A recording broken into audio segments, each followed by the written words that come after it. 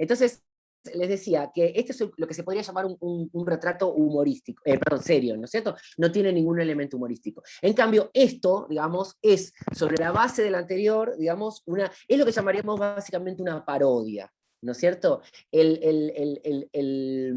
Sobre la base de la última cena se construye, digamos, con imágenes, utilizando, digamos, el modelo de la última cena, un cuadro paródico, ¿no es cierto? Y ¿qué elemento humorístico tiene? Bueno, el elemento humorístico es la desviación, básicamente, que se hace del cuadro anterior. O sea, el humor acá está constituido sobre la desviación de lo anterior, ¿cierto? Es gracioso, es humorístico, sobre todo, o en primer lugar, porque se desvía de un momento anterior de algo serio, ¿no es cierto? De esto, ¿no? O sea, hay una desviación respecto de esto, y entonces la risa, lo irrisorio, tiene que ver con una desviación respecto de lo serio. Por supuesto que esto más gracioso cuanto más irreverente sea esa desviación, y sobre todo respecto de algo que además es un contenido religioso, podríamos decir.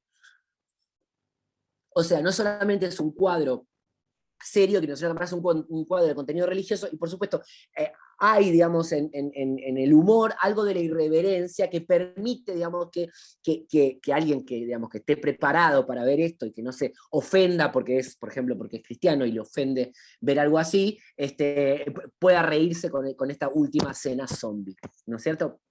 Otro ejemplo que ya lo vieron porque toqué ahí, se pasó, es este cuadro famoso, ¿no es cierto? Donde podemos tener, digamos, la última cena, el asado de la última cena.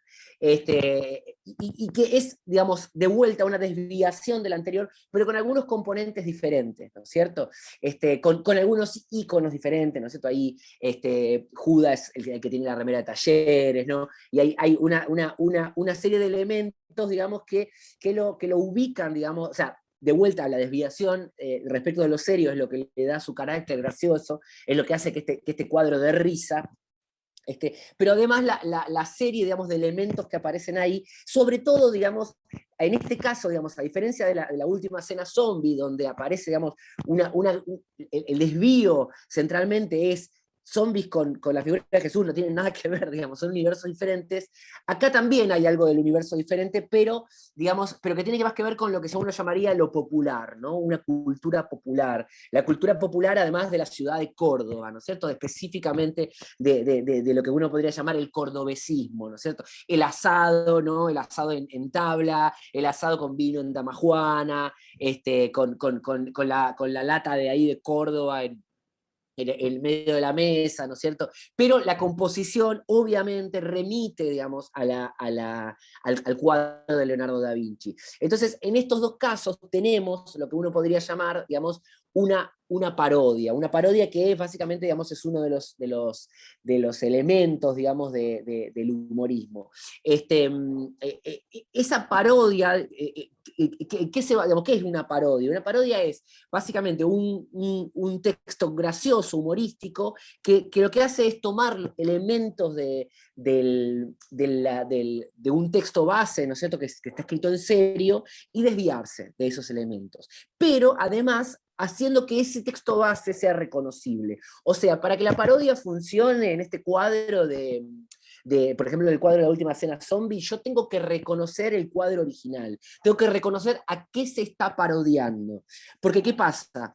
Hay muchos discursos, hay muchos textos, hay muchos libros, novelas, que se construyen sobre una base previa, y que también pueden ser graciosos, pero que no me permite, yo no reconozco el original, ¿no es cierto? No está tan claro cuál es el original, a qué se remite. En ese caso, en el caso de que no esté claro, deja de ser paródico, ¿no es cierto?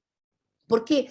Porque, bueno, arranco por la parodia porque es uno de los géneros más conocidos, más famosos del humor. Pero también pienso en esta cuestión terminológica, porque ¿qué pasa? Cuando hablamos de algo tan común, tan normal, por así decirlo, tan cotidiano como el humor, es muy fácil, digamos, confundir los términos, ¿no es cierto? Ahí hacen una pregunta muy interesante, ahora la respondo porque es muy interesante. Es muy fácil confundir los términos, y entonces, por ejemplo, hay mucha gente que usa la palabra parodia casi como un sinónimo de humor en general. ¿no es cierto? Y se dice, por ejemplo, que una película es paródica, ¿no es cierto? Y está bien, no está mal, digamos, no es que esté mal, porque además, generalmente esa gente, digamos, si no se tiene una voluntad crítica, no pasa nada. Pero cuando tratamos de estudiar desde lo que serían las ciencias sociales, la literatura, el arte, tratamos de estudiar una película, una historieta, una obra de teatro, ¿no es cierto? Y queremos hablar y pensar esa historieta, esa obra de teatro, tenemos que saber de qué estamos hablando cuando estamos hablando de, ¿no? ¿De qué hablamos cuando hablamos de parodia? ¿A qué nos referimos cuando hablamos de parodia? ¿Por qué empiezo de esta forma? Porque yo voy a decir que el humor es algo muy específico dentro de lo que es lo irrisorio, dentro de lo que es todos los géneros que se ocupan de la risa. Yo voy a referirme al humor como algo muy, muy concreto y muy específico, ¿no es cierto? O sea, para mí, el humor, que es esa palabra que se usa casi como sinónimo de todos los fenómenos que se ocupan de la risa, o sea, se puede aplicar a todo porque se aplica, pero me gusta pensarlo como algo muy concreto dentro del campo. O sea, básicamente yo diferencio lo que sería el humor de lo cómico, ¿no es cierto? Y esto es de lo que voy a tratar de explicarles a lo largo de este taller, digamos. ¿Por qué está bueno? ¿Por qué yo siento que está bueno diferenciar el humor y lo cómico y pensarlo como cosas distintas? ¿No es cierto? Entonces, no es solamente porque yo sea un TOC, digamos, que me interesa decir, bueno, la parodia es esto, el humor es esto, la risa es esto, sino que si no sé de qué estoy hablando cuando estoy hablando, por ejemplo, de humor, o de cómico, o de chiste, o de parodia, ¿no es cierto?, o de ironía, o de cinismo, si no sé específicamente a qué me estoy refiriendo, es muy fácil, digamos, caer en contradicciones donde no se puede discutir, ¿no es cierto? Entonces, a veces, en ciencias, sean ciencias sociales, cuando se estudia el arte, digamos, cuando se estudian dibujos, pinturas, obras de teatro, muchas veces nos ponemos muy rigurosos con los conceptos que se utilizan o con la definición de conceptos, justamente porque es el preámbulo para poder explicar y entender algunas cosas, ¿no es cierto? No porque a mí me guste específicamente la discusión lexicográfica, si está bien decir humor en un contexto específico, si algo es parodia o no es parodia. Bueno, para saber si algo es parodia o no es parodia, yo tengo que saber a qué te referís cuando estás hablando de parodia. Si te referís a específicamente el desvío intencional respecto a un discurso, ¿no es cierto? Y con la voluntad de que se reconozca cuál es el discurso que está siendo parodiado, eso que para mí es la parodia, ahí podemos discutir. Si, por ejemplo, este cuadro es una parodia, esta foto es una parodia, si el Aleph de Borges es una parodia de la Divina Comedia o no lo es, si, no lo sé, si Matrix es una parodia de Alicia en el País de las Maravillas, ¿no es cierto? Si la película Carretera ¿cómo se llama? Carretera Perdida es, no, bueno, se me fue el nombre, ¿no? Perdón, Salvaje de Corazón de David Lynch, eso no una parodia del Mago de Oz, ¿no? Entonces, ahí podemos empezar a discutir esos conceptos, ¿no? Entonces, estoy mencionando ejemplos de textos, de cosas que uno podría decir, bueno, ¿son parodia o no son parodia? ¿No es cierto? Por ejemplo, mencioné, no sé si conocen, si leyeron, si están familiarizados con el Aleph de Borges, ¿no? Uno de los cuentos más famosos de Borges. Y el Aleph de Borges tiene un montón de elementos que permiten reconocerlo como una parodia de la Divina Comedia, ¿no es cierto? Ahora bien, por otro lado, está muy lejos de la Divina Comedia. Digo, no hay nadie que baje al infierno, bueno, no hay nadie que baje al infierno, pero sí hay una bajada, ¿no es cierto? No hay la búsqueda, digamos, no hay, digamos, un infierno literal, ¿no es cierto? Hay otra clase de infiernos. Pero hay un montón de elementos que permiten decir, bueno, a ver, sí, el Aleph es una parodia de la Divina Comedia, ¿no es cierto? Esto, por ejemplo, en la obra de Fontana Rosa, se habla mucho de que Fontana Rosa era un experto de la parodia. Y sí, es verdad, Fontana Rosa tiene un montón de cuentos paródicos, donde toma discursos de otros y los parodia. Pero los cuentos, por ejemplo, de la Mesa de los Galanes no son paródicos, no son cuentos paródicos. De hecho, cada vez más Fontana Rosa se va a ir alejando de la parodia en su producción, en su última producción, ¿no es cierto? Entonces, ahí tenemos algo que nos permite, digamos, una discusión terminológica que no es vana, que no es para hablar por hablar, sino que nos permite a nosotros pensar esos textos, ¿no es cierto? Y eso es lo que tratamos de hacer en este seminario. Acá Seba me dice, Eameo es totalmente paródico, ¿no? Sí, Eameo tiene un montón de parodias, ¿no es cierto? Porque lo que hace es esto. Lo que pasa es que Yameo es difícil el tema. Hay un montón de parodias en Yameo, pero generalmente no por ejemplo, la imagen que usan no sé si conocen, ¿no? La página es una página de Facebook muy famosa, famosísima, que produce memes. O sea, produce memes pero muy específicos, son memes fotográficos que operan a partir de pequeñas desviaciones de fotografías que además son de actualidad, ¿no es cierto? Generalmente son de actualidad. Entonces, Eameo tiene momentos paródicos, específicamente paródicos, pero por lo general el recurso es otro. ¿Por qué? Fíjense, es como si yo les dijera, es más una intervención lo que hace Eameo. No sé si, yo no lo tengo acá como ejemplo porque no se me ocurrió traerlo, pero no sé si conocen un cuadro de Marcel Duchamp. Marcel Duchamp es un famoso vanguardista de la vanguardia histórica, que fue muy famoso porque, digamos, fue en un momento, digamos, en el principio del siglo XX, mandó un Vanitori a un museo, lo firmó y dice, bueno, este es mi objeto, ¿no? O sea, una letrina de baño, ¿no es cierto? Y puso eso, exhibió eso en un museo, como gesto de rebelión ante la institución artística, ¿no es cierto? Y Duchamp tiene un cuadro que, por ejemplo, es sobre un cuadro de Holbein, ¿no es cierto?, que son unas bañistas que están de espaldas, él lo interviene y dibuja una guitarra, ¿no es cierto?, sobre el cuerpo de la mujer, dibuja una guitarra, ¿no es cierto? Pero uno ve el cuadro de Holbein y adelante el cuadro, la guitarra, ¿no es cierto? Es como si yo tomara ahora la última cena de Leonardo y sobre esa última cena, vuelvo a compartir pantalla, sobre esta última cena, ¿no es cierto? Pusiera, no sé, metiera en el medio de la última cena, lo metiera Tribilín. Entonces, eso ya no es parodia. Eso ya es una intervención, ¿no es cierto?, cómica, irrisoria, ¿no es cierto?, pero ya no es parodia, porque no estoy tomando, digamos, el discurso, el texto como un todo y estoy transformando y estoy haciendo otra cosa. Lo que estoy haciendo es interviniendo ese discurso, pero el discurso permanece, como si por así le dijera, incólume. No hay, digamos, uno lo reconoce. Esto es la última cena intervenida, ¿no es cierto? Y Eameo suele hacer eso más que lo otro. ¿Se entiende? Entonces, Eameo suele intervenir fotos con pequeños lenguajes. Entonces, ahí es donde yo digo que no es tanto parodia, aunque tiene algunos ejemplos paródicos. Bueno, vuelvo a decir, si quieren me interrumpen, me chatean, todo lo que quieren, si no están de acuerdo con lo que estoy diciendo, también se pueden pelear conmigo, está perfecto. Entonces, siguiendo, digamos, con el orden, digamos, de lo que les estaba diciendo, vuelvo a compartir pantalla.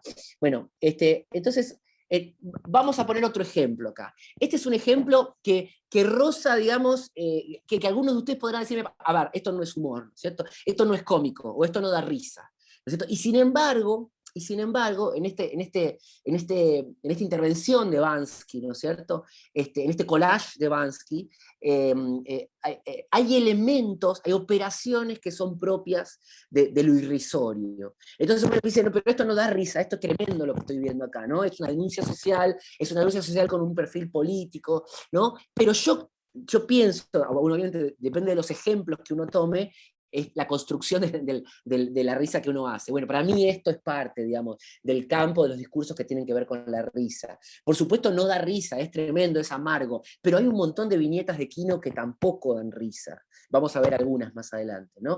¿Y qué es lo que hace que este cuadro, que esta intervención sea graciosa, o sea, no sea graciosa en sí mismo, pero que uno puede decir, bueno, tiene elementos, tiene operaciones que son propias del humor, ¿no es cierto? La forma en que está montado, no solo que son Ronald McDonald y el ratón Mickey, junto con la nena de la masacre de Miley, sino que además parece, digamos, si uno no supiera lo que está viendo, o si no viera a la nena desnuda llorando, digamos, podría pensar que se trata de una nena siendo acompañada por dos personajes, ¿no es cierto? O sea, acá la operación humorística está en la sutileza con la cual ese montaje, digamos, produce al mismo tiempo un efecto de una nena siendo llevada por dos personajes que además son infantiles, ¿no? Podríamos decir, el payaso de McDonald's y el ratón Mickey, pero da la casualidad de que es la nena de la masacre de Miley, y da la casualidad de que son justo dos corporaciones tremendamente poderosas, ¿no es cierto?, asociadas, digamos, al imperialismo de los Estados Unidos, ¿no es cierto? Entonces ahí la lectura es absolutamente política. Otro rasgo, digamos, del humor que aparece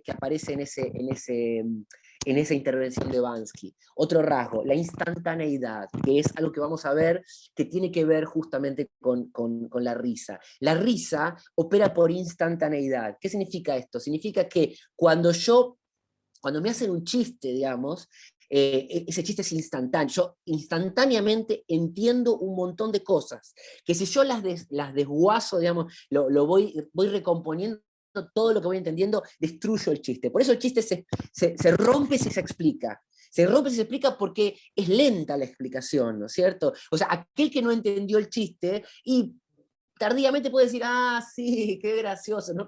Pero el efecto gracioso, digamos, ese efecto instantáneo que aparece, eso que se metaforiza con el verbo caer, ¿no? Cayó, ¿no? Caíste, ¿no es cierto? Cayeron, miren que a veces los cómicos, sorpresa, me dice Orlando. Sí, claro, pero no es solo sorpresa. Digo, porque la sorpresa a ver, ¿por qué no es solo sorpresa? Porque a veces el humor es absolutamente esperado. ¿Se entiende? Digamos, todos estamos esperando que ese payaso le pegue un tortazo con la torta en la cara a esa señora. Y sucede, y entonces nos reímos, ¿no? Porque es muy esperado lo que va a suceder. No siempre es sorpresivo el humor. Por supuesto que un montón de veces sí lo es, ¿no? Por supuesto que un montón de veces nos sorprende, ¿no es cierto? Los comediantes de stand-up tienen tienen como una cosa muy mecánica, ¿no? De cómo construyen los chistes, y entonces a veces construyen un chiste que se va dando progresivamente hasta que se da el remate, y después sobre ese remate, ¿no? Sobre ese remate que ya hicieron, aparece el elemento sorpresivo, algo que nadie estaba esperando, ¿no es cierto? Entonces, no sé, el otro día estaba escuchando un monólogo de Moldansky, ¿no? Donde él decía algo así como bueno, ahora yo soy judío, dice, y además, no me acuerdo qué más decía, soy judío, no sé qué más, dice, entonces les queda bien a los empresarios teatrales invitarme porque soy parte de una minoría, ¿no? Entonces me invitan por eso, ¿no? Y si además dice, entonces como soy judío y gordo, dice, bueno, me invitan y ya está, ya estoy medio hecho mierda, entonces me invitan y se sacan una culpa de encima, dice. Y entonces, sobre ese chiste que se va construyendo, la gente se está riendo, agrega, ¿no? Dice, me dice, no te voy a pedir dice, y si fueras homosexual mejor, ¿no? Dice, y ahí dice, no te voy a pedir que te cortes una pierna, pero ¿por qué no te chupas una pija? Dice, ¿no? Y entonces, ahí ese elemento sorpresivo, digamos, que nadie estaba esperando, es lo que termina de hacer que la gracia, ¿no? se precipite. Ahí sí hay sorpresa, ¿no? Pero a lo que me estoy refiriendo es que en todo chiste, sea sorpresivo o no, hay un elemento de instantaneidad. Por ejemplo, yo no sé si podría decir que acá hay sorpresa per se, ¿no? Pero sí, cuando yo lo veo, instantáneamente entiendo muchas cosas. Incluso entiendo cosas que no podría desguazar del todo, ¿no? O sea, si yo le tengo que explicar a mi hija de 5 años, ¿no? ¿Por qué esto es un texto, digamos, políticamente comprometido? Le tendría que hablar de McDonald's y de lo que significa McDonald's, hacerle entender a ella de que, bueno, que ella que le gusta la cajita feliz, digamos, de hacerle entender por qué McDonald's es un modelo de producción capitalista, ¿no es cierto? ¿Qué representa Mickey dentro de ese modelo? ¿Quién fue esta nena? ¿Qué fue Vietnam? ¿No? Un montón de cosas que a veces digamos, que están resumidas en esa sola imagen, ¿no? A eso me refiero con instantaneidad, ¿no es cierto? Entonces, esas dos operaciones, la operación esta de collage, pero de un collage que podría ser, o sea, el humor opera en cierto sentido como algo como aquello que Freud llamaba lo siniestro. Freud decía, lo siniestro no es lo puramente extraño, lo siniestro es aquello que es muy familiar, pero a la vez extraño, ¿no? Como una nena vestida de blanco en medio de un pasillo a la noche, ¿no? O sea, donde digamos, es familiar y a la vez es extraño. O sea, esa solapación de dos elementos que son inquietantes pero familiares a la vez. Bueno, acá pasa lo mismo con el humor, ¿no es cierto? Es familiar e inquietante a la vez, ¿no es cierto? Avanzo, ¿no? Bueno, acá tenemos un ejemplo de Fontana Rosa. Y les comparto este ejemplo por el humor negro, ¿no es cierto? Ese campo particular del humor que es tan problemático a veces, ¿no? Porque a mucha gente le cae mal, porque puede ofender, digamos, porque se ríe básicamente de la muerte, se ríe de la violencia, se ríe de aquello que incluso a veces es prohibido, ¿no es cierto? Y por otra cosa más, digamos, hoy en día, eh, hoy en día es difícil producir algo como Boogie, ¿no es cierto? Porque digamos, hay cierto, digamos, hay una reivindicación de ciertas luchas sociales que están muy bien, pero que esa reivindicación es tan temprana, sucedió hace tan poco, que todavía es muy difícil, digamos, no sobre reaccionar frente a ciertas manifestaciones. Entonces, por ejemplo, acá este personaje de Ku Klux Klan le dice a Boogie, no me negarás que le gustaría ver quemar a un negro, ¿no es cierto? Entonces Boogie dice, no me resulta imprescindible que sea un negro, no creo que convenga sectarizar el odio. Bueno, en Boogie de Fontana Rosa es un personaje fascinante, recomiendo muchísimo su lectura, sobre todo porque es un personaje que siempre se está escapando, digamos, vieron que se llamaba Boogie el aceitoso, ¿no? Entonces yo digo, es como si no lo pudiéramos sostener con las manos, como si estuviera aceitado, ¿no? Porque siempre se nos está escapando de cuando queremos entenderlo, saber qué piensa Boogie, por qué dice las cosas que dice, cómo es, ¿no es cierto?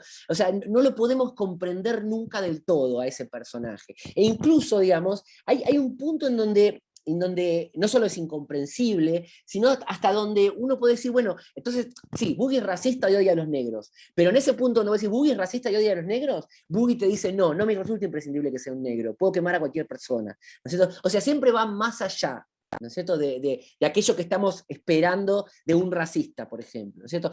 Independientemente de que además hay algo de sutileza, ¿no? Eso también es algo del humor interesante, ¿no? El humor tiene algo de sutileza, ¿no? ¿Qué quiero decir? Esto es muy fácil no entender que se está haciendo humor.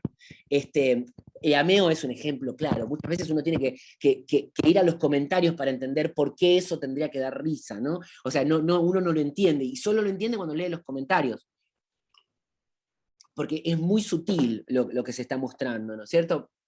De hecho, por ejemplo, Boogie el Aceitoso, Fontana Rosa cuenta que le escribían cartas diciéndole, bueno, por fin alguien que le pega a las mujeres, ¿no es cierto? Y que habla mal de los negros. Y Fontana Rosa decía, no se dan cuenta de que es parodia, ¿no? Que es más que una parodia, que es una construcción humorística, este personaje, digamos, que yo no quiero pegarle a una mujer y hablar mal de los negros, sino que es un personaje que está, digamos, estereotipando todo un arquetipo, digamos, de una forma de ser, de un pensamiento de ultraderecha, ¿no? Pero claro, es muy fácil caer, digamos, caer en no darse cuenta de que es gracioso, que es humorístico, porque el humor muchas veces, y algunas de las formas más refinadas del humor, tiene esa cosa de sutileza, a tal punto que a veces necesitamos elementos dentro de aquello que producimos como humorístico, como cómico, que nos permitan reconocer que se está hablando que se está haciendo un chiste, ¿no es cierto? Voy a dar un ejemplo. Los chistes tienen una entonación, un ritmo, tienen un tono. ¿Cierto? Cuando yo termino el chiste, lo hago de una manera, de un tono determinado. Y ese tono, o incluso a veces en el humor escénico, se usa algo que se llama la mirada público del payaso, ¿no? O sea, el payaso hace una payasada, algo gracioso, y se detiene por un instante y mira al público a la cara. O sea, es un instante de... Y ese instante donde mira al público a la cara es la marcación. Acá acaba de suceder un chiste, ¿no? Digo, esto es instantáneo, no es que el público diga, acaba de suceder un chiste, voy a ver qué pasó, sino que todo eso sucede de manera instantánea. Pero esa mirada es lo que a mí me da la cuenta de que, ok, el chiste acaba de suceder, acaba de caer el chiste, ¿no? O por ejemplo, las risas enlatadas en los programas de televisión. Está claro que la risa es contagiosa, ¿no? Entonces, poner risas de fondo en un programa de televisión me contagia, porque la risa tiene ese componente social contagioso. Pero también, además, las risas enlatadas sirven para darse cuenta de que el chiste acaba de suceder, ¿no? De que acaba de pasar. Entonces, es como el remate, ¿no? O sea, es como el chimpum de la batería cuando terminó. Esos son elementos que nos permiten acá terminó el chiste, ¿no es cierto? Reconocer que acá terminó el chiste. Es como un apoyo para los que estamos escuchándolo del otro lado, para entender que ahí está, ¿no? Otro ejemplo bastante divertido, el plop de Condorito, ¿no? El famoso plop de Condorito cuando terminaba el chiste, ¿no? Entonces, personajes que salían volando y abajo ponía plop, ¿no? No sé de dónde sale eso, algún día lo voy a investigar concienzudamente, pero eso, digamos, es digamos, una cosa el chiste terminó, ¿no es cierto? El chiste terminó, produjo un efecto en los personajes de Condorito, de Patoruzú, ¿no es cierto? Entonces, eso también tiene que ver justamente con cómo se constituye el texto gracioso. Vuelvo a compartir pantalla. Bueno, tenemos a Fontana Rosa, y acá les voy a traer un ejemplo mucho más raro todavía. Hay un libro, una novela del siglo XVIII, ¿no?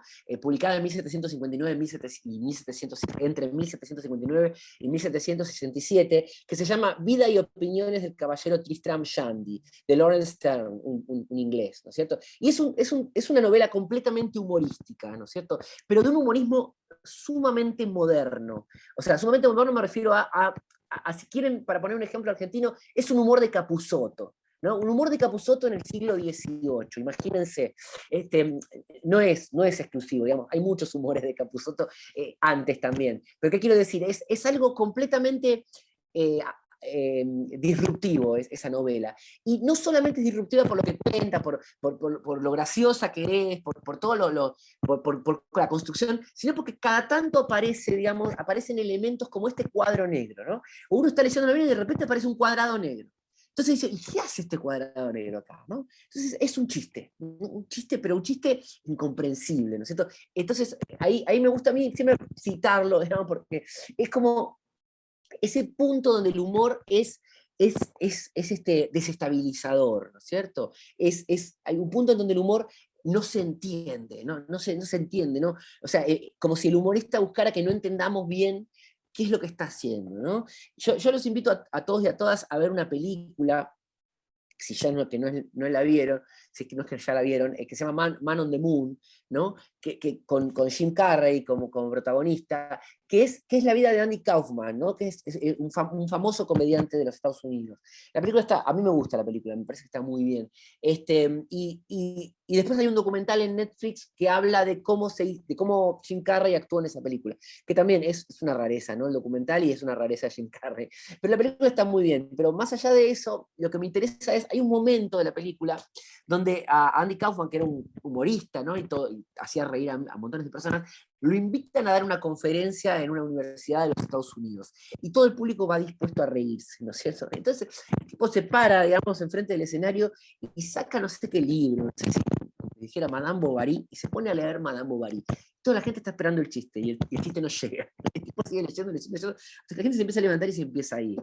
Bien, el chiste es el acto performático en sí mismo, ¿no es cierto? Ahí está, digamos, la radical subversión del humorista a no dejar que la gente se anticipe, ¿no? O sea, Andy Kaufman era una de esas clases de humoristas que uno dice, bueno, ¿de qué se está riendo? ¿No? O sea, o cómo va a construir humor. O sea, constituido en sí mismo a partir justamente de esa inestabilidad del personaje, ¿no? Que nadie sabe qué es lo que realmente va a ser, ¿no? Entonces, eso también es parte del humorismo. Claro, lo que pasaba ahí es que generalmente uno tolera ese tipo de situaciones solamente cuando se enmarcan dentro de una ficción o dentro de un cuadro ficcional, ¿no es cierto? Que nadie sepa qué va a ser en el escenario, vaya y pase, pero que nadie sepa qué va a ser, digamos, en la vida cotidiana, es lo que define la locura, más o menos, ¿no es cierto? Entonces, un poco, este personaje estaba al borde de la locura. Pero bueno, prácticamente lo que hizo fue burlarse de todos aquellos que fueron a ver esa conferencia con el objetivo de reírse, ¿no? Bueno, nada, Man on the Moon, los invito a ver la película sobre la vida de Andy Kaufman. Volviendo, digamos, acá, bueno, no quiero leerles porque si no es medio farragoso, ¿no? Pero lo que estoy diciendo en esas palabras que estaban ahí era que en principio hay que diferenciar, digamos, para poder entender, entre aquellos discursos, aquellos textos que tienen como finalidad última producir la risa, de aquellos textos que usan la risa de manera circunstancial, ¿cierto? Entonces, uno te tiene es la diferencia, digamos, entre un médico que hace un chiste en medio de la consulta, o un psicólogo que hace un chiste en medio de la consulta, o un político que hace un chiste en medio de un discurso político, por ejemplo, una historieta de Fontana Rosa, que está claramente producida con el propósito de hacer reír. Por lo tanto, hay que diferenciar entre esas dos cosas, ¿no? La producción del humorismo, ¿no? Propia, y las operaciones humorísticas que pueden aparecer en diferentes textos, ¿no? Pueden aparecer operaciones humorísticas en textos literarios de base seria, ¿no? En películas serias, chistes en discursos serios, ¿no? Son operaciones, son pequeños gags, ¿no es cierto? Pero el texto general en sí mismo no es humorístico, no busca ser humorístico, ¿no es cierto?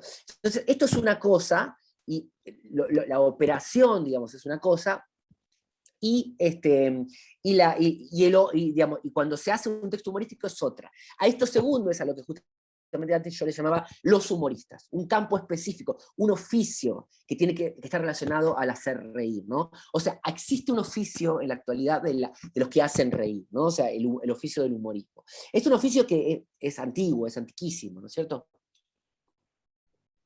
Tiene que ver que ya está en la antigua Grecia, en la antigüedad clásica, ¿no? Los bufones, los mimos, los actores cómicos, la comedia, ¿no? O sea, es un oficio que tiene una historia larguísima, vasta. Pero hacia el Renacimiento es una época muy importante en la historia de lo que es, de la risa. Hacia el Renacimiento van a empezar a aparecer los primeros pasquines que van a ser, digamos, la prehistoria de lo que hoy es el periódico, el diario, ¿no? O sea, el consumo de noticias de actualidad. Eso no era común, ¿no? Que la gente, el pueblo, la gente cotidiana, consumiera noticias, ¿no? O sea, la idea misma de la noticia. O sea, la noticia es qué es lo que pasó, ¿no? La noticia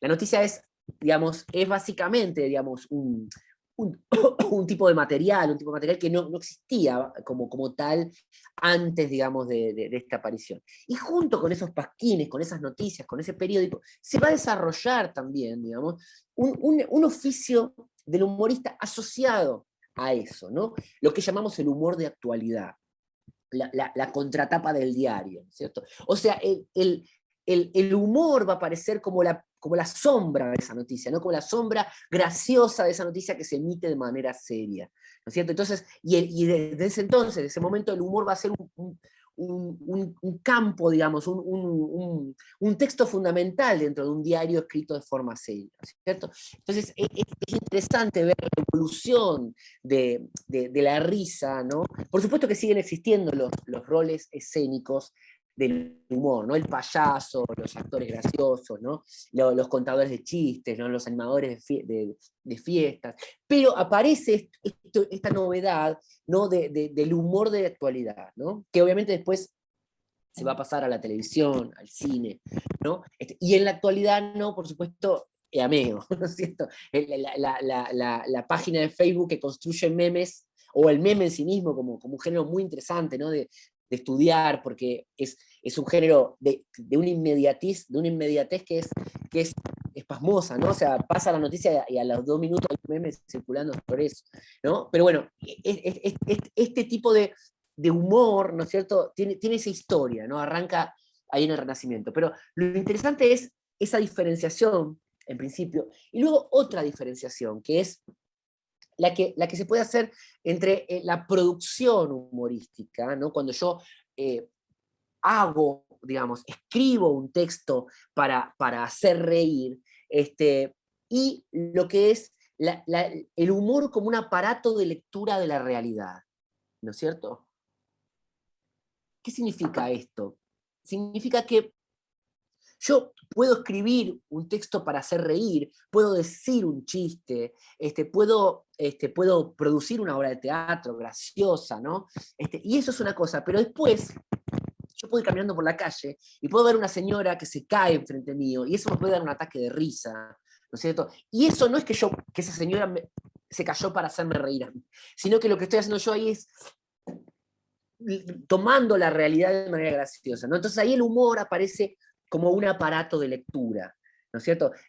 Siguiendo con esta idea, uno puede pensar, por ejemplo, que los programas de televisión, como televisión registrada, ahora no me acuerdo cómo se llama, Maldita TV, no me acuerdo, ¿no? Pero lo que fue en su televisión registrada, ¿no? Este tipo de programas de televisión que vieron que toman noticias de la semana y las editan con risas de fondo, ¿no? Entonces, eso que fue producido de manera seria, un discurso político, alguien hablando, una entrevista, al ser editada con risas de fondo y de una manera, sobredosis de TV, gracias Orlando, al ser editada de una manera específica, ¿no? Es leída como graciosa, causa gracia, ¿no es cierto? Entonces, fíjense, digamos, esto que es algo de lo cotidiano, ¿no? De cómo yo tomo humorísticamente lo cotidiano, porque algo que una torpeza que me sucede y me da risa, algo que le sucede a alguien y me da risa, ¿no es cierto? Algo, por ejemplo, la moda del pasado, ¿no? Veo a alguien vestido con una moda del pasado y me da risa porque no puedo creer que se hayan vestido así, de esa manera, ¿no?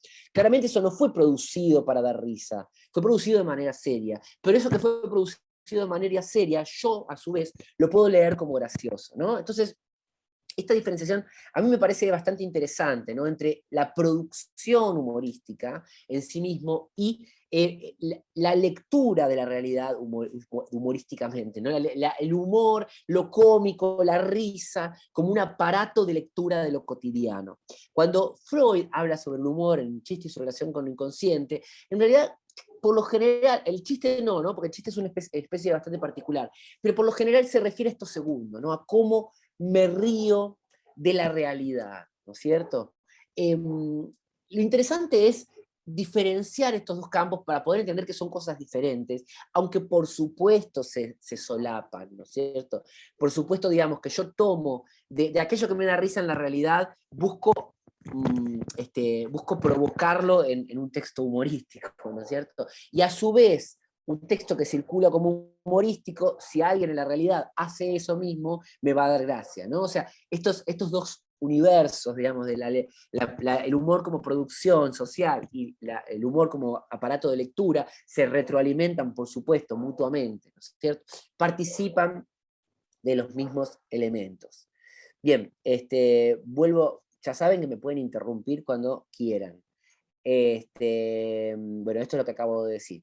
Bueno, a mí lo que me interesa es, bueno, una teoría general de lo cómico y lo humorístico, ¿no? Aquello, acá pongo de manera difícil, pero aquello que persiste tanto en los discursos irrisorios como en el chiste ocasional del dentista, ¿no es cierto? O sea, y además no solamente aquellos textos que provoquen la carcajada, o sea, el efecto efectivo de la risa, ¿no? Que hagan reír, sino que además aquellos textos que quizás no provoquen una risa inmediata, pero que, por ejemplo, como el cuadro de Bansky que vimos, ¿no es cierto? Que no provocan la risa. O les voy a poner otro ejemplo, que incluso algunos investigadores dicen es un humor que no da risa, ¿no?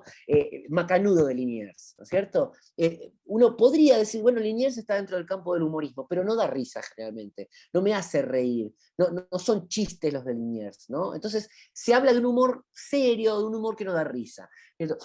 ¿Qué pasa ahí con Liniers? ¿No? ¿Qué está haciendo? Bueno, está haciendo una lectura poética de la realidad que hace, digamos, que roza, digamos, lo irrisorio, ¿no? Y en ese rozar ya basta para que podamos pensarlo, para que podamos incluirlo dentro de los textos que tienen que ver con la risa, ¿no? Entonces, ¿qué digo? Para mí, ¿qué es lo irrisorio? No solamente lo que hace reír, sino también un modo particular de decir, o de dibujar, o de actuar, y las operaciones de lectura que permiten reconocer un discurso como risible, esto que le decía recién, el humor como un aparato de lectura de la realidad, ¿no es cierto? Que permiten reconocer un discurso como risible, como no serio, cualquiera que haya sido la intención, si hubo alguna, del productor de ese discurso. ¿Qué quiere decir eso? Que, que un chiste puede dejar indiferente al auditorio, pero dicho auditorio no dejará de reconocer que se trataba de un chiste. ¿Qué quiero decir? A veces puede pasar, digamos, que el humor no de risa, sin embargo yo reconozco que ahí hubo un intento de producir risa. Tute, me dicen, sí, Tute también tiene como algo medio en el límite, ¿no? Pero igual yo he leído algunos chistes de Tute que son graciosos, la verdad. O sea, que me dieron risa. Pero sí, Tute también está en esa órbita de un humor que no da risa. Lo que pasa es que Liniers particularmente, a veces es como Rep, ¿no es cierto? Que omite completamente el chiste. O sea, no hay chiste, ¿no? En Tute creo que por lo general hay chiste. O sea, hay chiste aunque sea a veces más poético, ¿no es cierto? menos gracioso, o menos jugado en el sentido de la risa, que provoca una sonrisa, es divertido, pero bueno, en cambio, en Liniers directamente a veces no hay ningún atisbo de chiste. Bien, sigo. Entonces, dicho esto, pensemos el humor por todos los medios, ¿no? ¿Qué significa eso? El humor además, como ya les dije antes, no solamente puede encontrarse en diferentes lugares, un montón de lenguajes, sino que se puede encontrar en muchos medios diferentes, ¿no? Y se puede hacer humor con prácticamente todo, digamos. Se puede hacer humor con palabras, ¿no? O sea, el humor lingüístico, el humor verbal, que es bastante común, pero también se puede hacer humor físico, ¿no? Con caídas, golpes, ¿no? El humor de los clowns, ¿no? De las películas de slapstick, ¿no? Se puede hacer humor con música, y no me refiero a música que la letra sea graciosa, ¿no? Sino música que en sí misma sea graciosa. O sea, los Lelutier, que por su general son graciosas las letras, ¿no? De los Lelutier, hacen humor con las letras, pero también muchas músicas de Lelutier son en sí mismas divertidas o graciosas, por cómo suenan, por el ritmo, por la forma, digamos, en que está constituida, ¿no? Que permiten reconocer que más allá, digamos, de si tiene o no letra, esa música instrumentalmente ya es divertida, ¿no? Ya es graciosa, ya se separa, digamos, de lo serio. Y además, digamos, es interesante pensar cómo se pueden encontrar procedimientos comunes en todos esos lenguajes. O sea, ¿qué quiero decir con esto? O sea, hay un humor propiamente escénico, ¿no? Que es el humor de los payasos, el humor de las caídas, de los golpes. Y ese humor, uno puede decir, bueno, no se puede reproducir tal cual por ejemplo, en la literatura, ¿no es cierto? Porque si uno cuenta una caída, no causa el mismo efecto que ver a un tipo caerse, golpearse muchas veces con una pared. O lo que dije antes, ¿no? La mirada público del payaso, ¿no? O sea, el payaso mira público y eso produce un efecto sorpresa que no se puede reproducir tal cual, digamos, en la literatura, ¿no es cierto? Pero hay otras operaciones que ya sí son más comunes, y que entonces uno puede encontrar que se reproducen tanto en la literatura, como en la música, como en el cine, como en la historieta, o sea, procedimientos comunes a todos los lenguajes, ¿no es cierto? Usando un término que es bastante actual, que es bastante novedoso, porque se usa mucho en la actualidad, se puede decir que son transmediáticos, ¿no? Hoy en día se habla mucho de la transmediatización, que es básicamente esta cuestión de que no sé, de que podemos ver, digamos, un personaje, ¿no es cierto? Spider-Man aparece en historietas, pero también aparece en una serie de televisión y en un videojuego y en una obra de teatro, ¿no? O sea, está en todos lados, ¿no? Entonces, y o por ejemplo, digamos, El Señor de los Anillos, que es una novela, se hace una película y después se hace un videojuego y después se hace un juego de rol y después hay un parque de diversiones donde uno puede encontrarse, digamos, con la atracción del Señor de los Anillos, ¿no es cierto? Como esta transmediatización. Bueno, el humor también puede ser transmediático, o sea, hay procedimientos propios del humor que son efectivamente transmediáticos. ¿Cuáles son esos procedimientos? Bueno, hay varios, ¿no? Pero yo menciono solamente algunos que son interesantes. Por ejemplo, la repetición, ¿no es cierto? La repetición es un procedimiento que suele funcionar como operación risible, operación irrisoria. Y además, cuando esa repetición tiene un increyendo, ¿no es cierto? Ese increyendo también es gracioso, ¿no es cierto? Ese increyendo también contribuye a generar la risa, ¿no? Y esa repetición puede aparecer en un poema, en un tipo de música, en la televisión, ¿no es cierto? En un guión de una obra de teatro, ¿no es cierto? La repetición. Y además, cuando esa repetición es medio automática, digamos, o sea, que funciona automáticamente, da más risa todavía, ¿cierto? Y si es exagerada, da más risa todavía. Quiero decir, a veces yo digo, cuando hablo, digamos, con dramaturgos, dramaturgas, o con escritores y escritoras, yo digo, bueno, a ver, la regla del 3, ¿no? Un recurso se puede repetir hasta 3 veces y luego se agota, a menos que estemos en el campo del humor. En el campo del humor uno puede repetirlo 15 veces y empieza a dar risa, ¿no es cierto? O mejor dicho, a ver, si uno quiere dar risa con un chiste, puede repetirlo 3 veces. A la cuarta dejó de dar risa. Ahora, si uno lo repite 15, 20, 30 veces, vuelve a dar risa, porque es tan exagerado, está tan sobredimensionada esa repetición que vuelve a dar risa, ¿no? Que vuelve a entrar en el territorio de lo absurdo, ¿no? O sea, el payaso que se golpea una y otra vez con el mismo rastrillo. Eso, digamos, ese recurso de repetición es un recurso propio de lo cómico, del irrisorio, del humorístico. El ritmo, ¿no es cierto? Los cambios de ritmo, la velocidad, son también recursos propios del humorismo. El humor, como antes les dije, tiene algo instantáneo, pero también el ritmo del humor tiene algo de veloz, ¿no es cierto? Cuando no es veloz el humor, a veces es inusitadamente lento, ¿no es cierto? Como en el chiste, por ejemplo, que aparece en varias películas de animaciones 3D, del personaje que tiene que salir corriendo, ¿no? Y empieza a correr y queda ahí congelado, ¿no? O como en la película esta Zootopía, donde hay un personaje que es un perezoso que tarda mucho en hablar, ¿no? Entonces ahí el chiste es como la tardanza, la lentitud, la demora, ¿no? Esa demora causa gracia por incongruencia, ¿no? Porque es incongruente, porque rompe con algo de lo esperado, ¿no? Por esa cuestión inesperada. Y esa incongruencia también, digamos, es uno de los procedimientos de la risa, ¿no? La risa, de hecho, uno puede decir, es el procedimiento favorito de lo irrisorio, al punto tal de que una de las teorías, digamos, que más famosas y más reconocidas y más populares respecto de cómo se explica la risa es por un efecto de incongruencia, ¿no? Por una ruptura de una regla, ¿no? Por una disociación entre fondo y forma, ¿no es cierto? Algo que no tendría que estar ahí, ¿no es cierto? Esta incongruencia también aparece en cine, en televisión, en diferentes partes. Y finalmente me gustaría mencionar otro elemento que por lo general no se menciona porque se edulcora a veces cuando se hace la defensa de la risa, se lo edulcora un poco, ¿no? Entonces se habla del humor sano, del humor lindo, ¿no? Pero el humor también es muy violento, tiene un componente de extrema violencia. Claro, esta violencia en el humor suele no tener consecuencias, ¿no es cierto? El personaje humorístico suele no acusar impacto en su cuerpo de todas las veces que se golpea, se rompe, ¿no? Se cae por un precipicio o le explota un cartucho de dinamita en la boca, ¿cierto? Digo, el coyote y el correcaminos. Lo interesante, digamos, ahí en el coyote y el correcaminos es cómo todo el tiempo se golpean, todo el tiempo los cuerpos son destruidos. El Chavo del Ocho me dicen también, ¿sí? El Chavo del Ocho es un lindo ejemplo de esa violencia, ¿no? Y además esa violencia del Chavo del Ocho es interesante porque es una violencia, bueno, no intrafamiliar porque el Chavo no tiene familia, pero casi, ¿no? O sea, esa violencia sobre el pobre, ¿no? Se ejercida sobre el pobre. Es muy interesante el Chavo en ese sentido, sobre todo. Pero volviendo a esta cuestión de la violencia,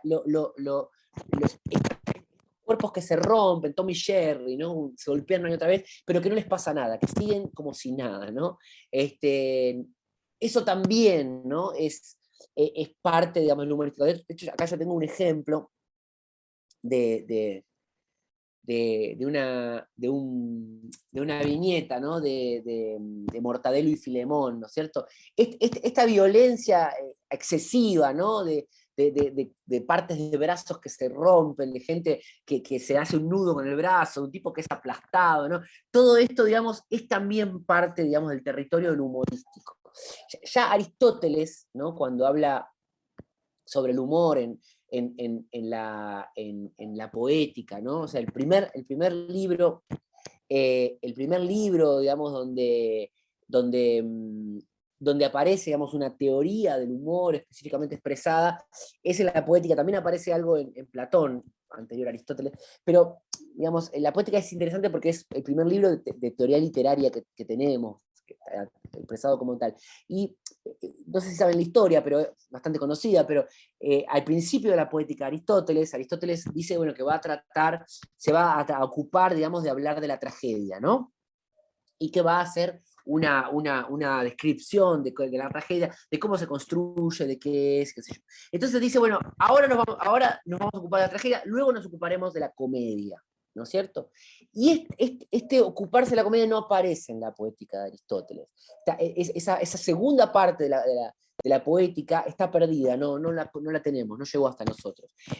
Hay muchas evidencias de que habría existido una segunda parte de la poética donde Aristóteles se habría ocupado de la comedia, pero no está, no sabemos. O sea que hay evidencias, pero no tenemos ningún ejemplo de que haya sucedido. Tiene un rol fundamental, no sé si vieron la película, leyeron la novela, en El nombre de la rosa de Humberto Eco, esta segunda parte de la poética de Aristóteles. Y también en esa novela o en esa película tienen también un rol fundamental la risa, así que si no la vieron, recomiendo verla o leer la novela, que también está buena. Digo, también está buena porque es uno de esos casos donde la película es casi tan buena como la novela, sino un poquito mejor.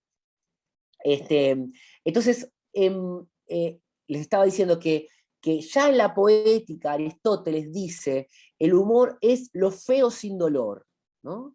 Lo feo, la máscara cómica es una máscara fea, pero que no provoca dolor, ¿no es cierto? ¿Qué quiere decir Aristóteles con esto? Quiere decir, bueno, justamente esto, es la violencia sin consecuencias, ¿no es cierto? Esa violencia sin consecuencias es parte de lo irrisorio, de la risa, ¿no es cierto? Y Cicerón va a repetir esta misma idea de el humor es lo que no tiene consecuencias dolorosas, ¿no es cierto? Si tiene consecuencias dolorosas ya no es más humor, empieza a ser tragedia. Ahora, si no tiene consecuencias dolorosas, es gracioso, es cómico. Ahora, fíjense que nosotros mostramos el cuadro de Bansky, ¿no? Y podríamos mencionar un montón de ejemplos donde aparece algo que no podría catalogarse como una violencia sin dolor o como algo que no produce ningún efecto de tristeza o de tragedia. Porque hay muchos chistes de Quino que son trágicos, que provocan un efecto, ¿no? de realmente de tristeza, ¿no? O mismo ese texto que vimos de Bansky, o no sé, se me ocurre, digamos, por ejemplo, mencionar a Esperando Godot de Beckett, ¿no es cierto? Uno no podría decir que es totalmente liviano lo que sucede ahí, ¿no? Que no es como en las caricaturas donde simplemente todo vuelve a empezar, ¿no? Sino que ahí hay una consecuencia. Bueno, eso tiene que ver específicamente con lo que yo llamo humor, ¿no? El humor es, dentro del campo de la risa, un género muy particular, porque de alguna manera tiene como una dimensión trágica. Y en ese sentido está asociado a otro estado de ánimo, digamos, que a priori parece no tener nada que ver con la risa, y que sin embargo en su historia están muy relacionados, que es la melancolía. ¿No es cierto? Me dice, ¿qué tiene que ver la melancolía con el humor? Bueno, la melancolía está definida por algunos como la alegría de estar triste, ¿no es cierto? Y muchos teóricos, sobre todo aquellos que se ocupan del humor como algo específico, mencionan al humor, vuelvo a decir, no como sinónimo de todos los fenómenos de la risa, sino al humor como algo específico dentro de los fenómenos de la risa. El humor como justamente una especie de risa triste, ¿no? Una risa casi trágica, ¿no es cierto? Un reírse de aquello que por ejemplo, el humor negro, ¿no? El humor negro en sus mejores acepciones, ¿no? Es una risa destructiva, de la destrucción, ¿no? Me río de la muerte, me río de aquello que está destinado a destruirme y me río de la muerte de una manera incluso excesiva, ¿no es cierto? Los mejores ejemplos... Sí, hay un... Perdón, Cristian, ¿Algún vos habías comentario? dicho que te Sí, interrumpamos, ¿verdad? O sea, sí, interrúmpame todo lo que... ahora con esto nuevo que estás diciendo, o sea, muchas cosas, vas rápido, no es que no se te pueda seguir, se te sigue perfectamente, pero por ahí para meter la cuchara, ¿verdad? Cuesta encontrar el espacio. Pero ahora con lo que estás diciendo, se me ocurre como que puede haber una especie de viraje, porque yo venía más con la idea de que, con lo que voy hablando, y de que el humor suele ser más una especie de intrusión dentro, digamos, de la realidad de la vida cotidiana. ¿Has visto como dicen los fenomenólogos con Schutz y qué sé yo, esto de, o sea, hay una realidad predominante, el mundo de la vida cotidiana, ver, qué sé yo, y el humor sería, digamos, una parcela finita de significado que protruye, digamos, eventualmente hacia esa realidad que incluso puede ser amenazante y todo. Pero, entonces, en ese sentido, uno podría decir que siempre el humor es vampiresco, ¿verdad? Entonces, en este caso, ya estamos pasando a una suerte de, más bien, el mundo en sí tiene una estructura, una ontología trágica, sin sentido, incongruente, y más bien el humor la revela. No es algo que altere los sentidos, sino que nos demuestra el verdadero sentido que yace tras la aparente realidad de la vida cotidiana. No sé si ves algo de eso ahí o no. Y en el Claramente. fondo, digamos, como decía antes, el Sí, Chavo, etcétera, la repetición, esta, también son formas, digamos, de la incongruencia. Ahora Bergson creo que tiene la idea de que esa repetición lo que estaría reflejando es, digamos, la incongruencia entre la humanidad y la mecanicidad, digamos, y eso es lo que nos causaría la gracia. En fin, bueno, perdón. Sí. no, no, perfecto, está buenísimo. Voy a aclarar algunas cosas por si hay, por quienes no, por ahí no están familiarizados, por ejemplo, con Bersón o con alguna de las cuestiones que mencionaste, pero a ver, lo del mundo, ahora lo retomo porque me parece súper interesante lo que mencionás sobre si el mundo es trágico en sí mismo y el humor lo revela, o si el humor, digamos, es una intrusión de tipo disruptivo en un mundo que es esencialmente legible, no sé cómo llamarlo. A ver, Ordenado, ahora no sé. retomo, claro, ahora retomo eso porque me parece súper interesante. Bergson, para los y las demás participantes, Bergson tiene una teoría de la risa según la cual él dice, el humor es el automatismo, o sea, procede por automatismo, ¿no es cierto? De lo que nos reímos, dice Bergson, es de cuando lo humano se comporta como maquímico, ¿no es cierto? Bergson reconoce ahí uno de los procedimientos centrales de la risa, ¿no es cierto? Ahora, lo interesante es que en la teoría de Bergson, yo siempre digo, bueno, si uno lee a Bergson, dice, a ver, pero entonces el humor no es subversivo, porque en realidad, según lo que dice Bergson, el humor está siendo como una especie de correctivo, ¿no? O sea, está ahí, de hecho él lo dice textualmente, ¿no? Es un castigo para los que se salen de la norma, ¿no? Aquel que se sale de la norma lo castigamos, o sea, es un correctivo social que le aplicamos a aquel que no se comporta como debería, ¿no es cierto? Y la verdad es que uno puede reconocer fácilmente entre, por ejemplo, los adolescentes y las adolescentes, digo, no sé ahora, en época digamos, de los discursos hiperprogres, cómo funciona, pero yo creo que debe seguir siendo igual, ¿no? La burla del que es diferente, ¿no? La burla del que se comporta distinto, ¿no? La burla del que no se ajusta, digamos, a los parámetros de normalidad. O incluso, digamos, ya tomados desde un punto de vista más social y político, ¿no? Por ejemplo, el fenómeno de la comedia del arte, ¿no? Y lo que se toma como lema de la comedia del arte, que es el castigat ridendo mores, corrige a través de la risa las costumbres, o sea, la risa como una especie de corrector social donde me burlo del otro, así sea un poderoso, para que ese otro se comporte como tendría que comportarse, que se porte bien, digamos, ¿no? O sea, de hecho, por ejemplo, Tato Bores decía, ¿no? O sea, me burlo de los funcionarios porque yo soy una especie de defensor de la democracia, que entonces, si me río de ellos, los castigo para que no hagan estas cosas, ¿no? Como una suerte, no se verificó nunca que, digamos, que los políticos le tengan miedo a la risa, ¿no? De los humoristas para no hacer lo que hacen. Pero bueno, aparecía como esta cosa, con esta lema, con esta concepción. Sí se verifica que la risa es un castigo social. O sea, sí se verifica que a alguien le puede pasar muy mal porque se burlen de él, ¿no? O de ella, ¿no? O sea, eso sí se verifica. Entonces, si uno toma Bersón, dice, bueno, pero entonces la risa es reaccionaria, básicamente, ¿no? La risa está ahí para sostener el orden del statu quo, ¿no? Y uno toma a Bakhtin, por ejemplo, que es otro teórico que habla de la risa, y Bakhtin dice completamente lo opuesto. Bakhtin dice que la risa es subversiva, que el carnaval es una forma en cómo la cultura, digamos, popular se revela ante la cultura oficial, ¿no es cierto? Entonces dice, bueno, ¿y qué? Acá Alejandra me decía chistes de tapa en página 2 y Rudy Paz. También, ¿no? Como ese humor como correctivo social. Está muy bien el ejemplo también. Eh, pero bueno, volviendo a Bakhtin, entonces digo, sí, claro, digamos, uno puede decir, bueno, pero para, entonces, ¿quién tiene razón? ¿No? ¿Bersón o Bakhtin? ¿Cuál de los dos tiene razón? ¿El humor es subversivo o no lo es? ¿El humor castiga, digamos, al que se porta diferente o es un acto de liberación, ¿no es cierto? O la risa es un acto de liberación.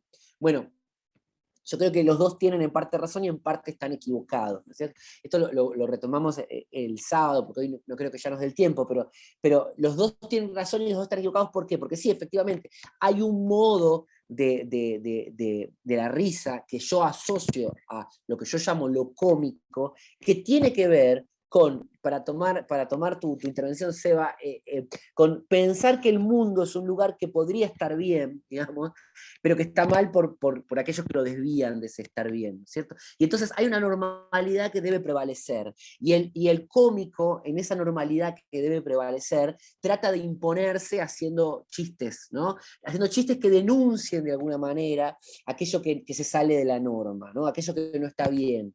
¿No es cierto? Ahora, ese cómico puede ser de derecha o de izquierda, ¿se entiende? Digamos, ese cómico puede creer que la norma es que las mujeres cocinen, o puede creer que la norma es que las mujeres tengan los mismos derechos que los hombres, ¿no es cierto? Ahí ya pasa a ser, digamos, parte del propio sujeto, digamos, que predica el humor, y de la comunidad que lo recibe, por supuesto, ¿no es cierto?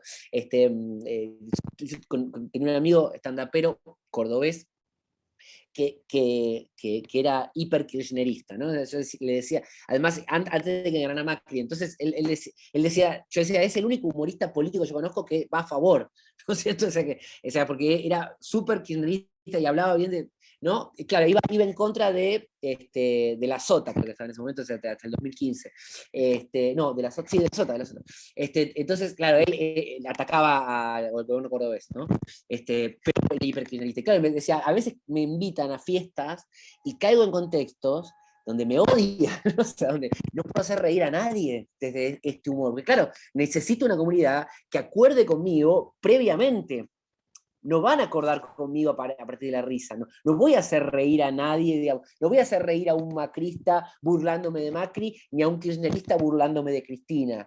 ¿No es cierto? O sea, o puedo hacerlo, digamos, de acuerdo al buen humor o no que tenga esa persona, pero quiero decir, a priori, atacar a alguien a quien yo considero que no debe ser atacado, me quita de ese, ¿no? me saca de lo humorístico, me pone en un lugar más intelectual.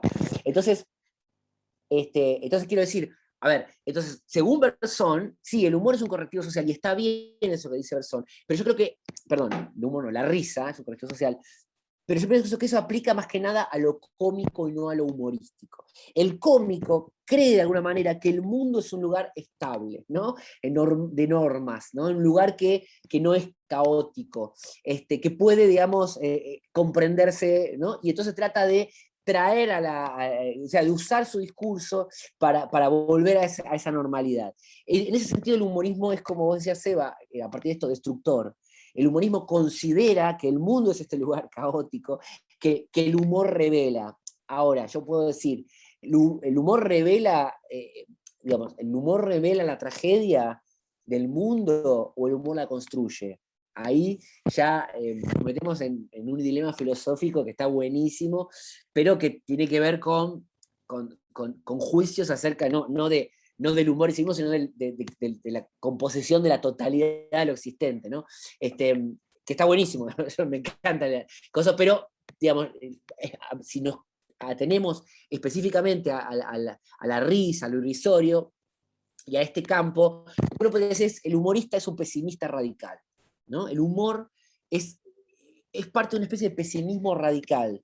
Entonces yo incluso digo, lo cómico, si uno dice, bueno, políticamente hablando, ¿no? ¿Cuáles son las consecuencias de lo cómico? Las consecuencias de lo cómico, políticamente hablando, son incluso mejores que las de lo humorístico, porque si un cómico es a favor de lo que yo pienso, digamos, el cómico progresista, puede defender mis ideas, puede defender ideas, ¿no es cierto? Puede a través del humor resaltar esas ideas, ¿no es cierto? Traerlas, o sea, potenciarlas.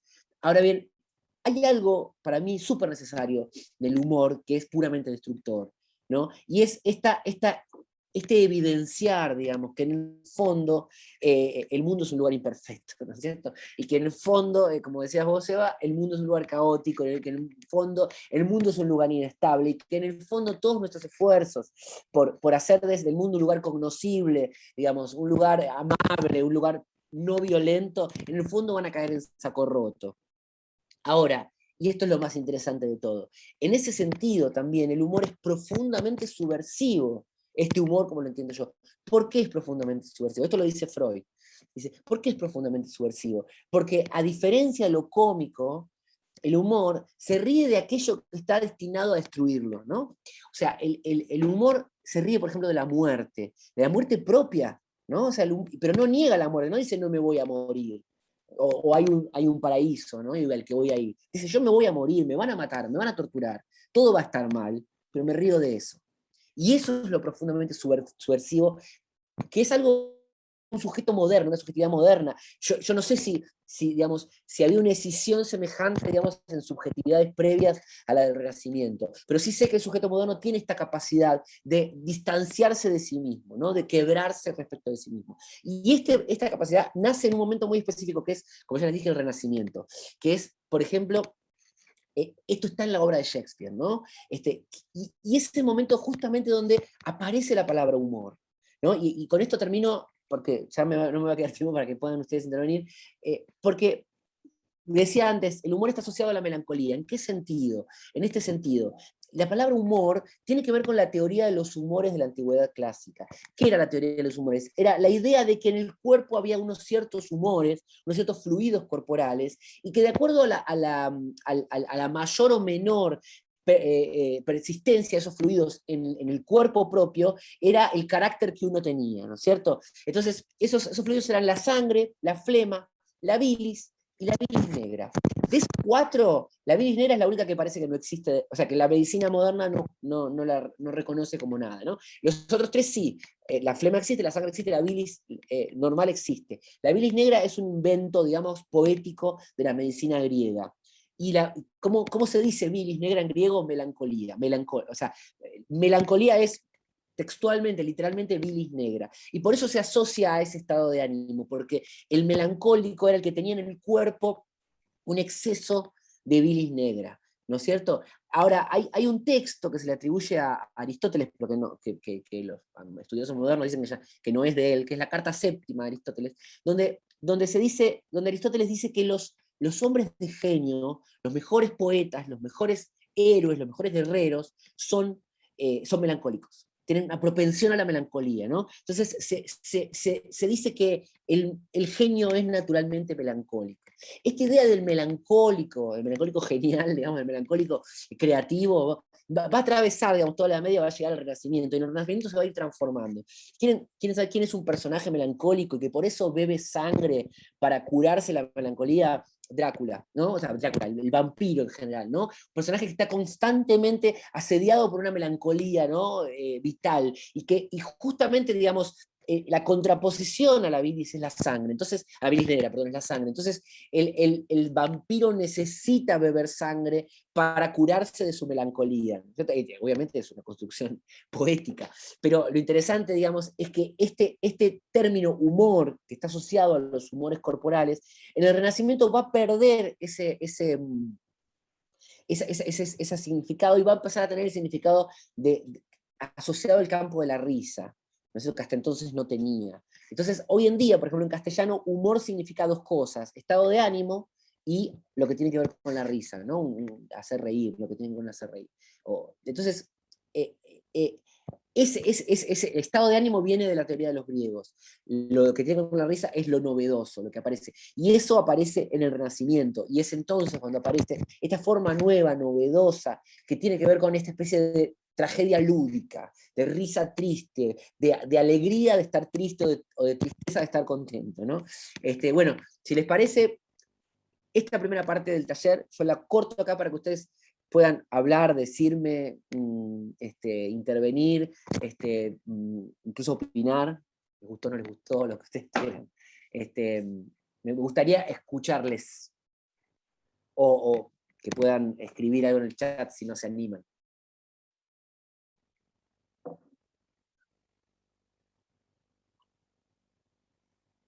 Además hablé muchísimo, así que me vendría bien para la voz.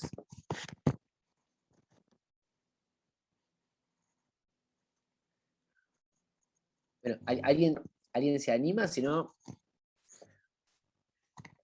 sigo yo un ratito más.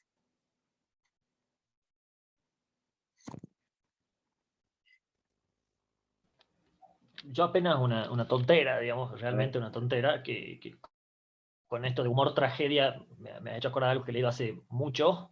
Me gustaba cuando era así medio adolescente joven leer Dolina, ¿verdad? Lo conocemos, ¿verdad? Sí. Y tiene una, creo que está dentro del libro del fantasma, que es esta de las instrucciones para abrir el paquete de jabón Sunlight, que me parece que es como justo esta asociación entre humor y tragedia. Entonces lo acabo de googlear. Realmente creo que a los 17 años lo he leído y nunca más lo he vuelto, pero me había como impactado, digamos, en ese momento. Y leo ahora una partecita, digamos, es bien breve, pero leo, digamos, las primeras y la última para dar la idea de lo que... Sí. Dice, busque la flecha indicadora, ¿no? Entonces él escribe las instrucciones para abrir un paquete de jabón. Segundo, presione con el dedo pulgar hasta que el cartón del envase ceda.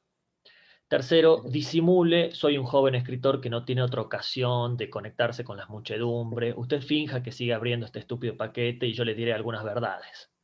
¿Sí? Entonces, leo una más y después paso a la última, que me parece la que da ahí un poco el golpe de lo que quiero transmitir. Bueno, dice, los vendedores de Elixir nos convidan todos los días a olvidar las penas y mantener jubiloso el ánimo. El pensamiento oficial del mundo ha decidido que una persona alegre es preferible a una triste. Entonces sigue alternando entre instrucciones bueno, supuestas verdades pesimistas, digamos, de ese pesimismo radical que creo mencionaba recién Cristian. Y entonces después llega la última instrucción, que dice así, es la 14. Ahora que se fue el jabonero, aprovecharé para confesarle que suelo elegir a mis amigos entre la gente triste. No vaya a creer, bueno, avanza un poquito, digamos, la gente triste concurre a bailongos atorrantes, amanecemos en lugares desconocidos, cantamos canciones puercas, nos enamoramos de mujeres desvergonzadas y hacemos sonar los timbres de las casas para luego darnos a la fuga. Los muchachos tristes nos reímos mucho, le aseguro. Pero eso sí, a veces, mientras corremos entre carcajadas, perseguidos por las víctimas de nuestras ingeniosas bromas, necesitamos ver un gesto sombrío y fraternal en el amigo que marcha a nuestro lado. Es el gesto noble que lo salva a uno para siempre. Es el gesto que significa, atención muchachos, que no me he olvidado de nada. O sea, como esa... eh, ahí termina, ¿verdad? Esa es la última. Y la cuestión entre nos reímos, pero un poco para olvidarnos de que el mundo es una tragedia, de que no tiene sentido, de que el orden es una suposición, etcétera.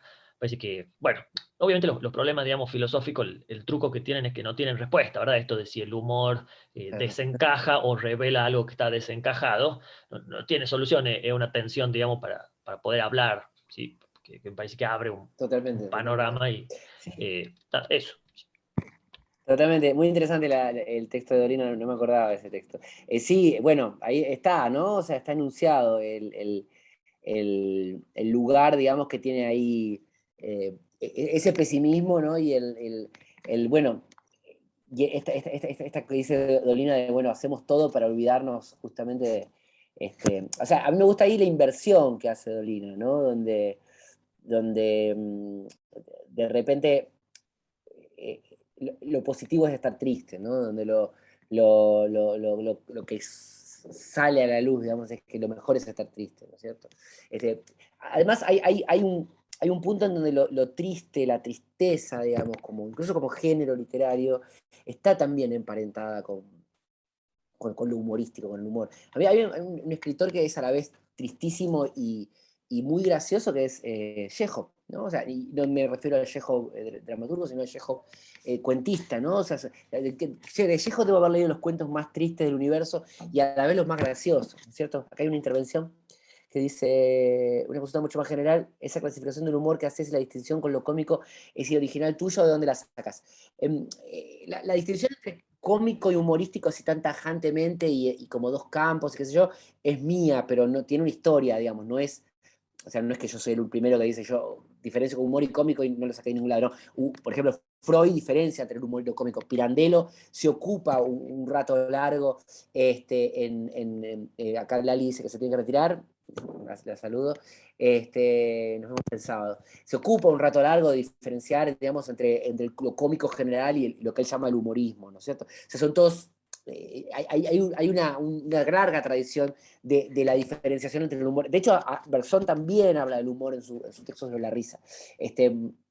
Hay una larga tradición de diferenciación entre cómico y humorístico, y polémica, ¿no? O sea, por ejemplo, el texto de Pirandello es polémico. O sea, él dice, no confundamos, no es cómico todo, ¿no? O sea, no es todo humorístico. Y hay, por ejemplo, otro texto, un texto de Umberto Eco, que se llama Lo cómico y la regla, donde Umberto Eco retoma esto que dice Pirandello, y hace como una especie de respuesta a Bakhtin, al texto de Bakhtin, y donde él dice también, ¿no? O sea, lo cómico, un poco en la línea de lo que yo digo, lo cómico en el fondo es conservador, dice Eco en ese texto,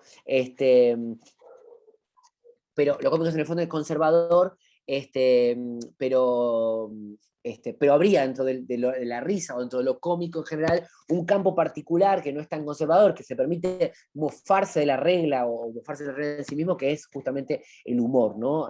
Lo llama Umberto Eco.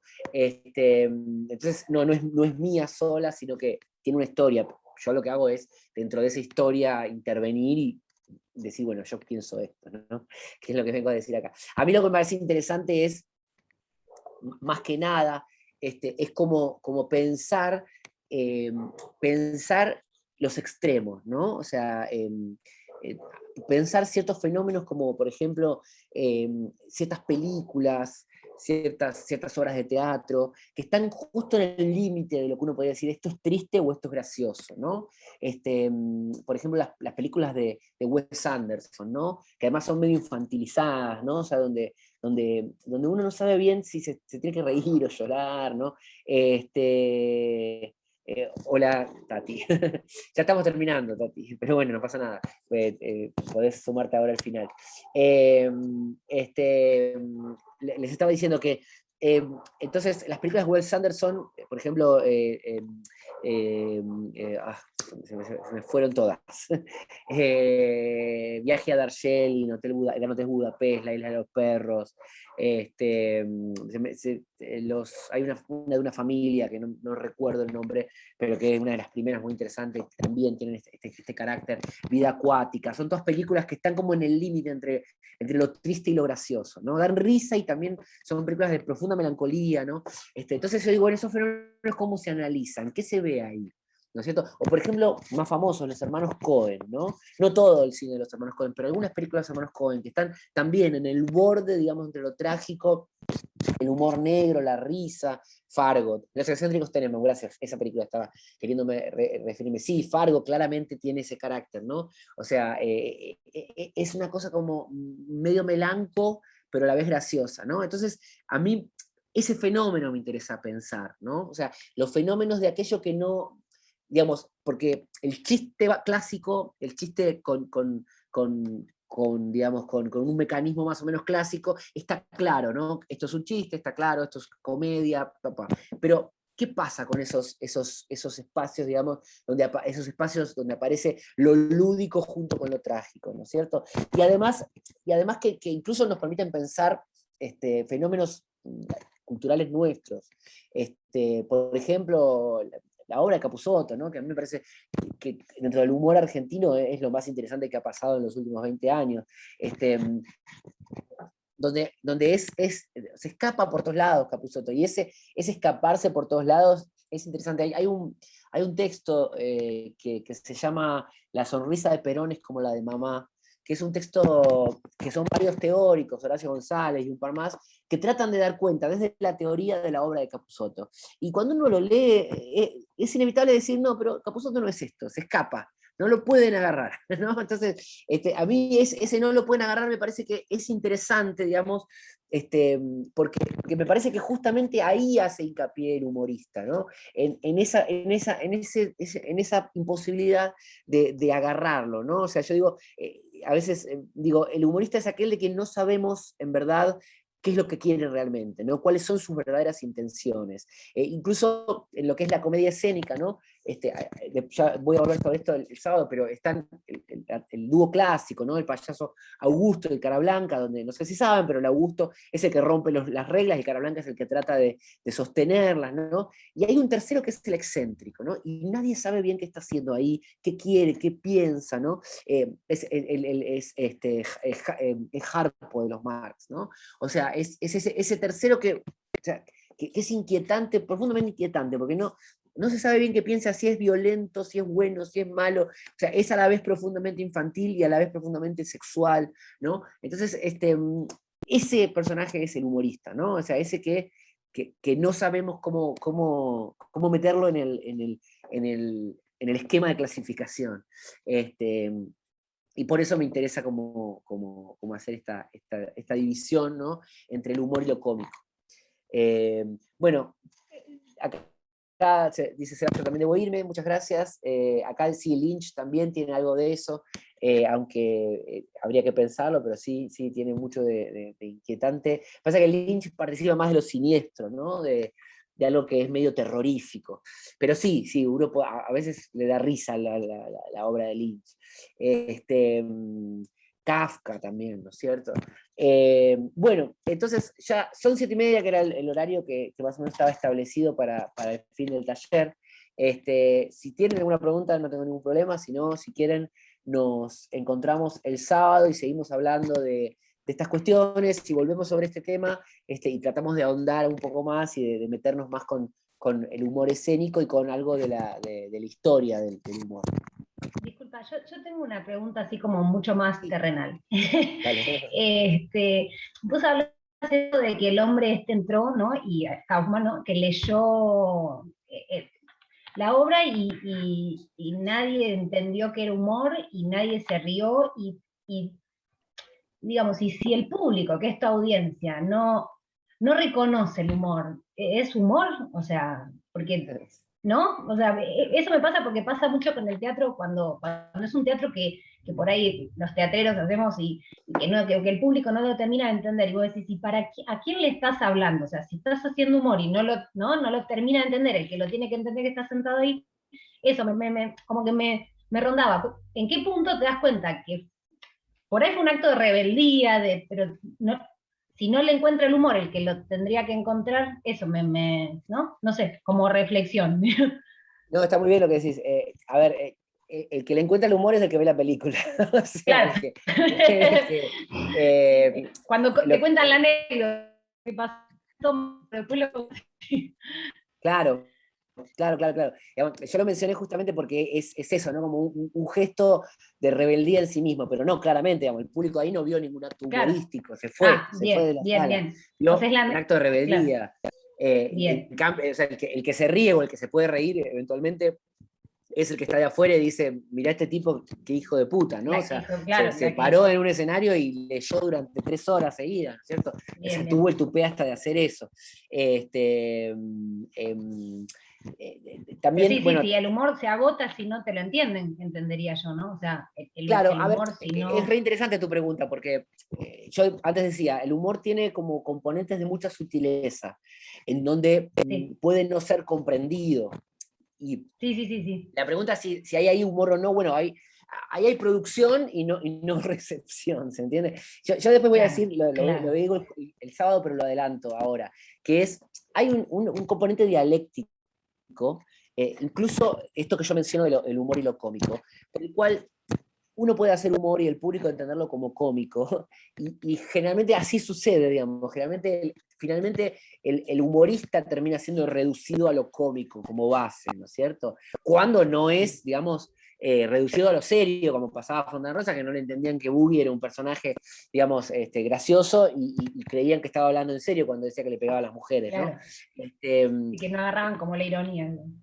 Claro. A ver, lo que sí sucede muchas veces es que hay ciertos componentes, ciertos elementos que hacen que sea obvio que vos estás parado en el campo del humor, o en el campo de lo cómico, ¿no? Digo, les mencionaba antes, por ejemplo, la música graciosa, ¿no? Si uno lee una historieta, el tipo de tipografía o el tipo de dibujo, ¿no? El tipo de vestuario, la cara del actor, ¿no? Hay componentes que hacen que, más allá del chiste que vos metas ahí, ¿se entiende? Hay algo que Sí, te sí, sí, avisa, que te refuerza. alerta, que te da pauta, y entonces ahí el público puede no reírse porque no le causó gracia, pero sabe que está en ese territorio. ¿Se Claro, entiende? bien. Entonces sabe Sí, que sí, está en sí, el sí. territorio del humor, de la gracia.